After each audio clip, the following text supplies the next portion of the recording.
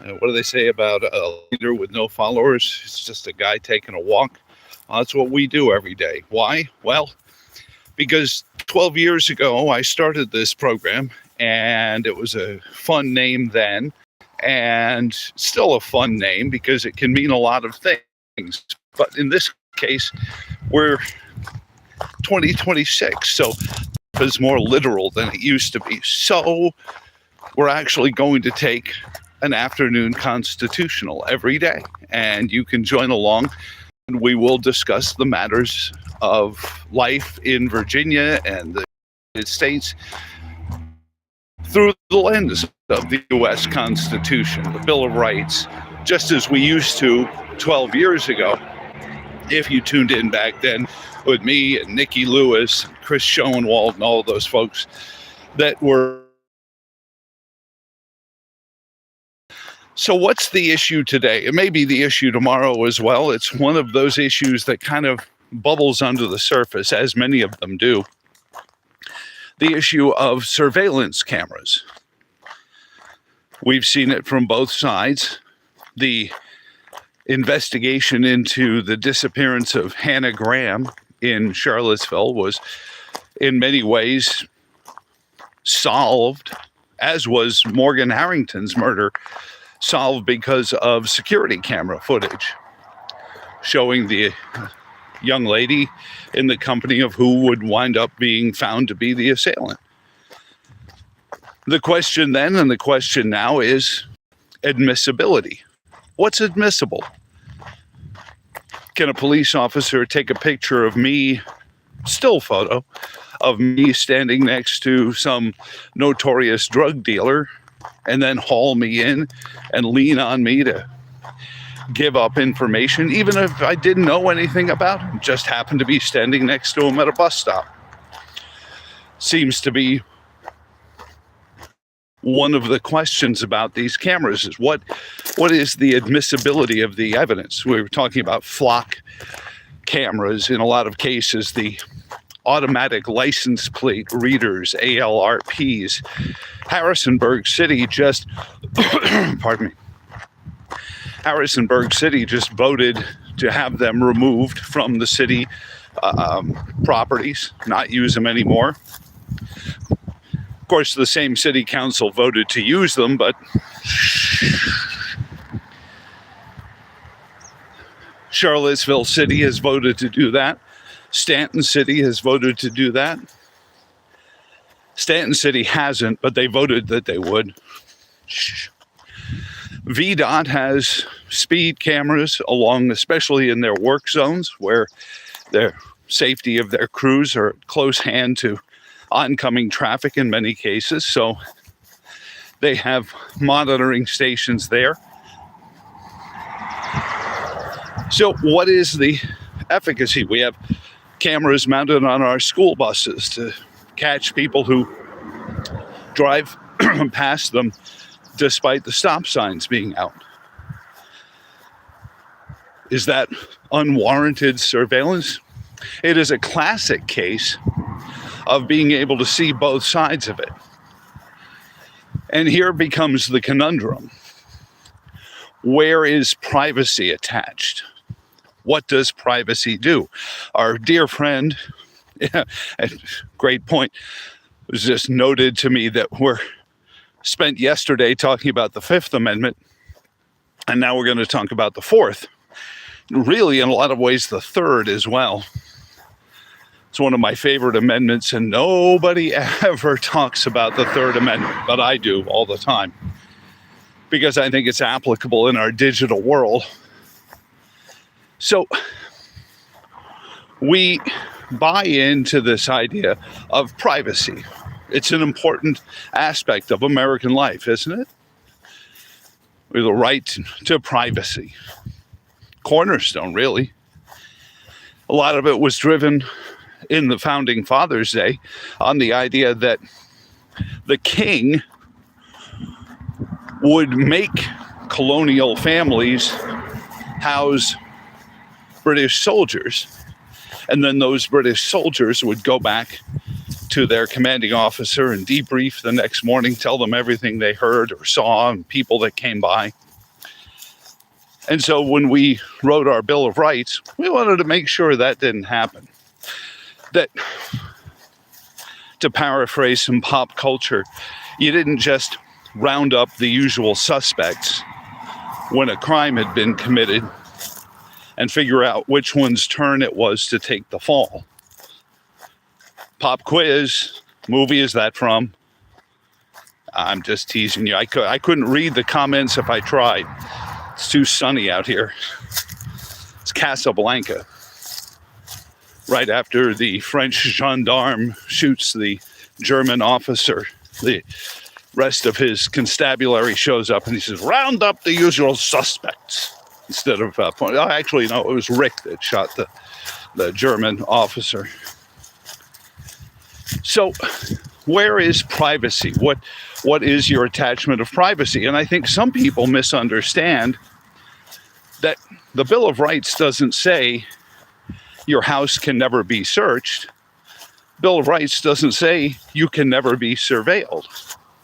That's a controversial thing for a guy in my business to say. But if you read it, it says specifically how they can surveil you, what steps they have to do. And herein lies the problem. See, that only works if we have faith in our judicial system. This is newsflash. We don't. We live in a world that exists post 2013 when Barack Obama established the policy of not enforcing drug possession laws, despite them still being against the law. A dear friend of mine who may be on a future program, Tom Garrett, wrote a law.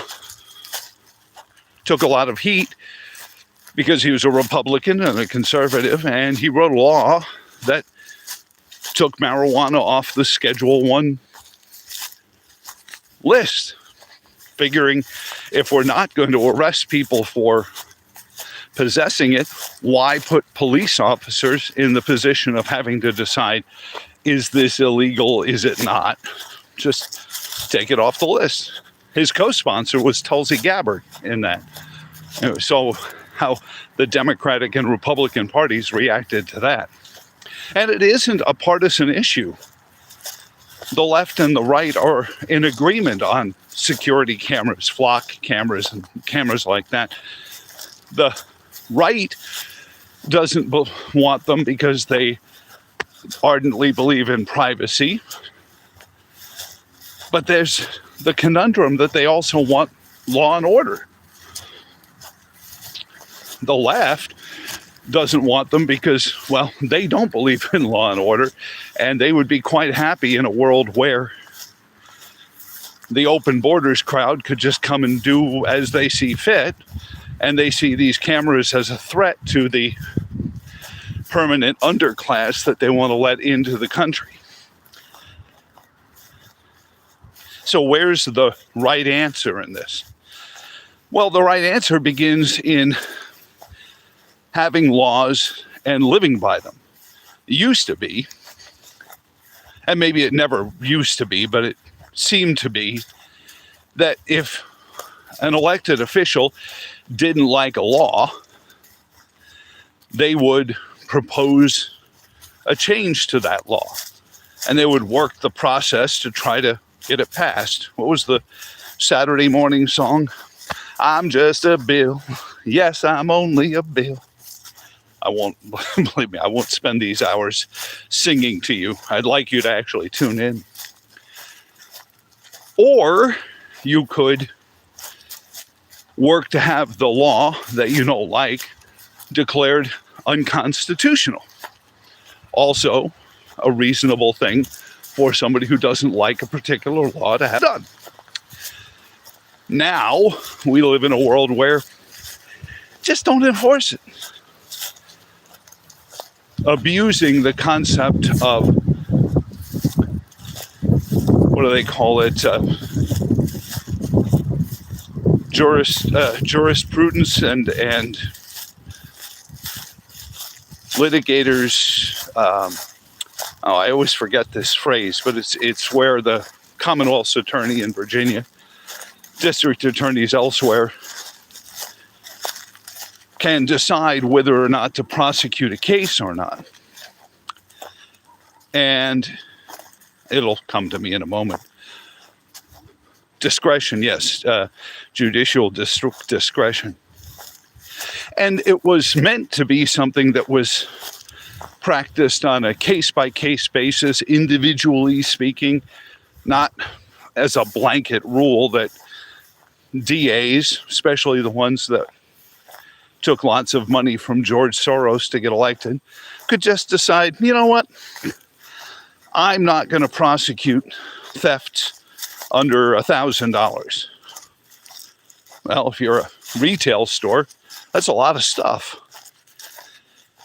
So why have security cameras then in your retail store if the Commonwealth's attorney is not going to prosecute anyone caught stealing that?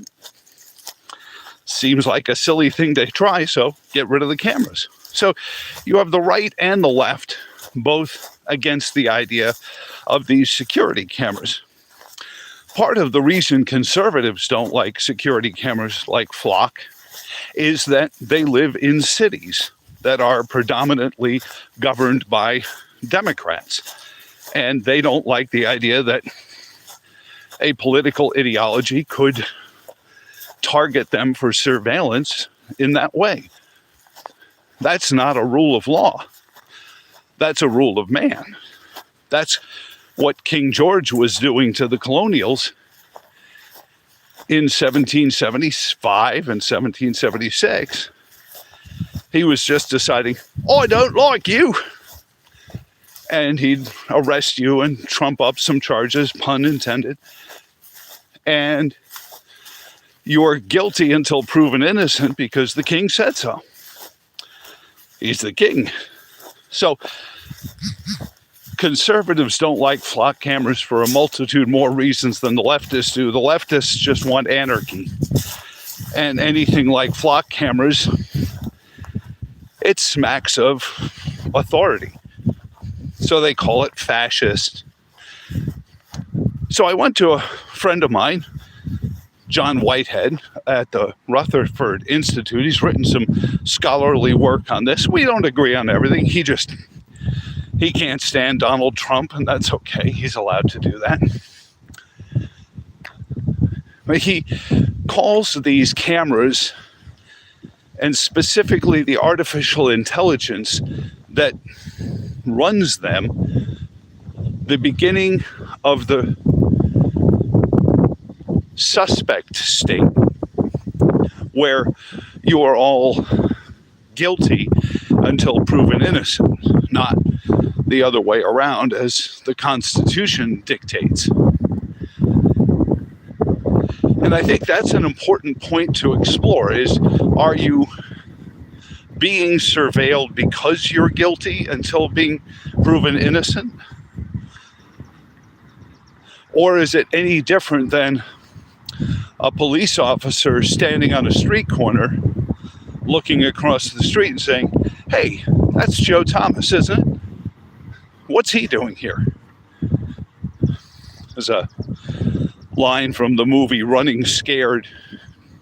Jimmy Smits plays a drug dealer that Gregory Hines and Billy Crystal are trying to bring down, and they see him pull up to a tenement building, and Billy Crystal wants to go over and shake him down, and Gregory Hines says, come on, man, he hasn't done anything.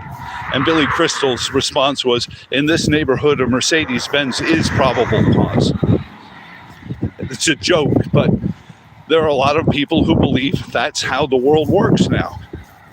If you're the wrong skin color, what are you doing in this neighborhood? And this is 2026, not 1926, when a lot of the real Jim Crow laws were put into effect, where being in the wrong neighborhood actually was a crime. So how do we come up with the right answer regarding flock cameras or security cameras in general? That's going to be one of the questions, because cameras aren't going away. So don't hold your breath for that. And artificial intelligence isn't going away, so don't hold your breath for that. So what does the public policy look like to rein this in? Because there are law enforcement reasonable goals for having these cameras. There are also distrusts on both sides that are completely legitimate. And the key to me, anyway, you tell me otherwise in the comments. I'll read them tomorrow, or maybe tomorrow morning on my radio show. But the bigger issue is getting back the public's trust in the legal system in the United States. Harvey Silverglate wrote a book titled 3 Felonies a Day. I'm tempted to say he wrote it almost 10 years ago. And most of them were tax crimes, really, or process crimes, a federal form that you filled out differently one time than another. And maybe it was intentional, maybe it wasn't, but that's the kind of stuff he's talking about. But the point being is, if somebody wanted you off the street, they could pick you up and take you off the street, and they'll find something. Sadly, it was Joe Stalin, that noted libertarian, wild Joe Stalin, who said, "Show me the man and I'll show you the crime." Well, that's unfortunately what way too many people think is going on these days. It doesn't matter whether you're Black Lives Matter or J6. There are people who believe that they've been targeted, and they believe this because we have documents.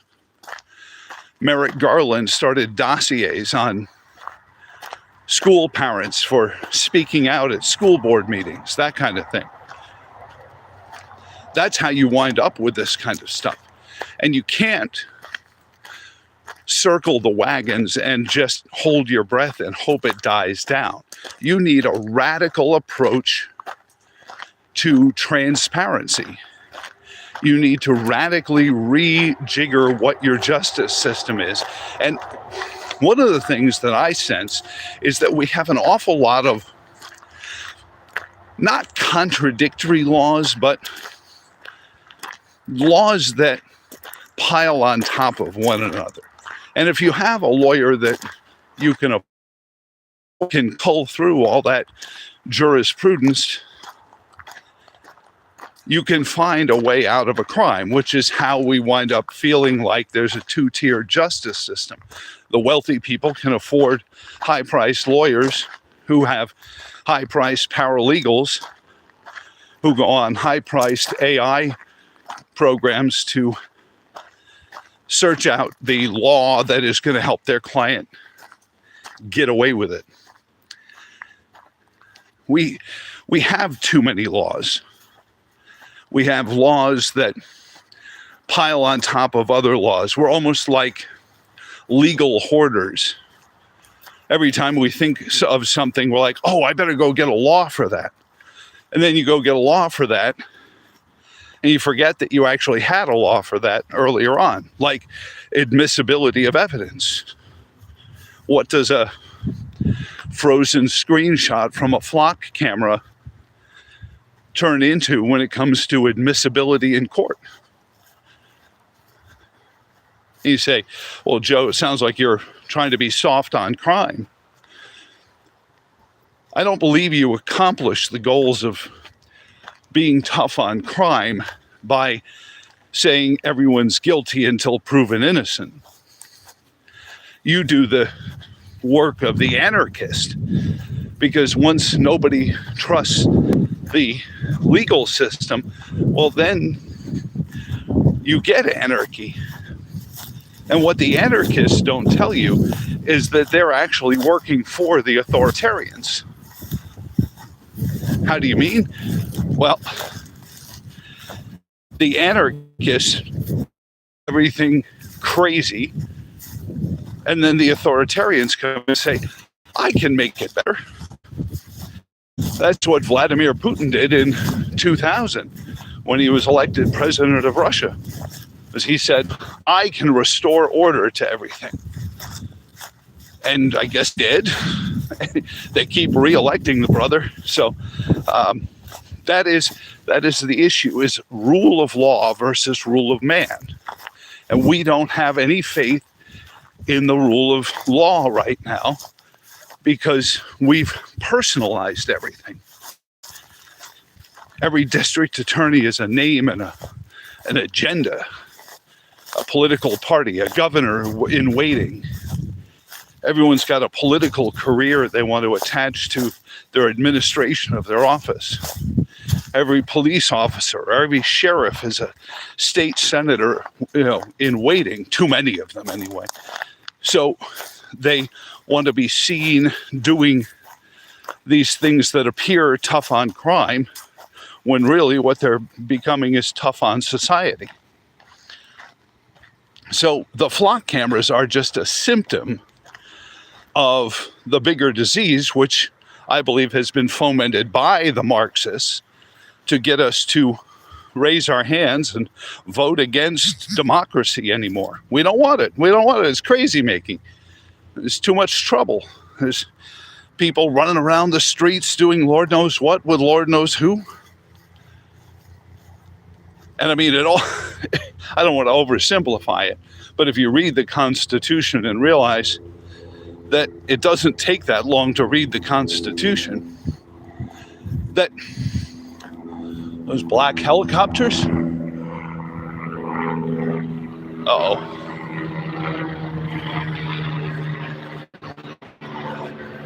They're watching us. It was almost like I paid extra for that special effect. But I think we'd be in a lot better place if, from the beginning of their school days, we exposed our children not to trans agenda, but to an agenda that says, thou shalt not steal. Thou shalt not bear false witness against thy neighbor. Stuff like that. Because what we're having right now is a problem with people stealing and bearing false witness against their neighbor. So then you get flock cameras and you're like, I don't want a flock camera just in case I steal or I bear false witness against my neighbor. It's not the flock camera's fault. Any more than a gun crime is the gun's fault. And if you know me at all, you know that I rail against blaming inanimate objects for human behavior. And that's what I believe the founding fathers also believed in when they wrote the Bill of Rights and said, if the government needs to search your property, here are the steps they have to take to do it. No soldier, officer of the government, can be stationed in your house, either electronically or in person. It's my modern take on it. Without the consent of the governed. Well, you click OK on an awful lot of smartphone apps. And then the software manufacturer shares your data with the police without a warrant because you clicked OK. You're all right with them sharing data with other agencies. You said OK. Now, I'm not a barrister, but I would make the case about informed consent. But the issue with the flock cameras and beyond is a question of privacy versus publicity. I'm out in public right now. I'm on private property, but I'm out in the open. That helicopter that flew overhead, it could see me if it was looking. Say, hey, that looks like Joe Thomas. I wonder if he's doing the afternoon constitutional on YouTube. Open up the laptop there, Bob. What we forget sometimes is in Internet 3.0, you're also out in public. Because of the 320 provisions and all that, the internet is a place full of aggregators. YouTube, you're in public. You might think you're in your dining room or in your basement or in your bedroom surfing away on your laptop, but you might as well be on your front yard, given the fact that these third parties can have access to your data stream. But what is its admissibility? What is its connection? How does it all add up to a picture of you? And what are our laws? Those are the bigger questions, because we are targeting our political opponents. And that's not what our legal system is for. But if you want to bring on authoritarianism, this is what you want to do, because a lot of people on the left and the right are going to click I do when the very last election in the United States is held. Do you suspend the U.S. Constitution in favor of, and they'll have come up with some much more authoritarian, it will address your needs and your rights. And that's a subject for another show, is what rights are we trying to protect versus what rights are we trying to connect and create. Until next time, take a walk, take it constitutional. I'm Joe Thomas here on YouTube, and JT, or Joe Thomas in America, on the channel here, brought to you, and I should mention this, by Monticello Mattress and More. There's a graphic that'll be coming up on this channel a little bit that will have the phone number for Monticello Mattress and More. They're right outside of Lake Monticello in Fluvanna County. And visit them at Monticello Mattress and More. The More is easy chairs, couches, and furnishings, man caves, and living rooms, and so on and so forth. So visit Monticello Mattress and More. Tell them Joe Thomas on YouTube told you to drop by for a nice place to sit after you've taken your constitutional.